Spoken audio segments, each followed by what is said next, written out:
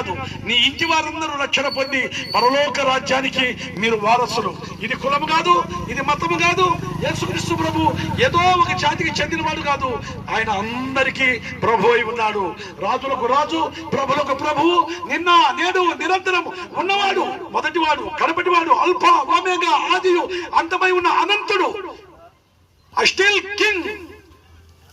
ఆయన ప్రభు, రక్షకుడు. నీ కొరకు ప్రాణం పెట్టాడమ్మా, నీ కొరకు రక్షణ ఇవ్వడానికి. అయ్యా పెద్దనా, మగ్గిమిద్దరు మీద పోయా పెద్దనా, ఆలోచించు. యేసు ప్రభు నమ్ముకో.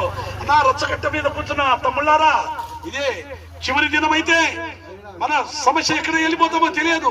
ఈ జీవనం ఏం పాటిది? ఒక సంవత్సరం వెళ్ళి సంపాదించమని వారులారా, మీ జీవం ఏం పాటిది? మీరు ఇంతలోనే కనబడి అంతలోనే మాయమైపో ఆవుని వంటి వారే అంటుంది దేవుని వాక్యం. ఆలోచించు. ప్రియ చేస్తామా? ప్రియ అక్క, అన్నా రాన్నా, బీడి తాగితే పొగ వస్తుంది కానీ పొగ తాగితే బీడి రాదు. ఎన్నాళ్ళు బీడి తాగుతావు? ఊపిరితిత్తులు పాడైపోతాయి. మరి డాక్టర్కు డబ్బు, ఒంటికి జబ్బు, ఇంటికి దుఃఖం.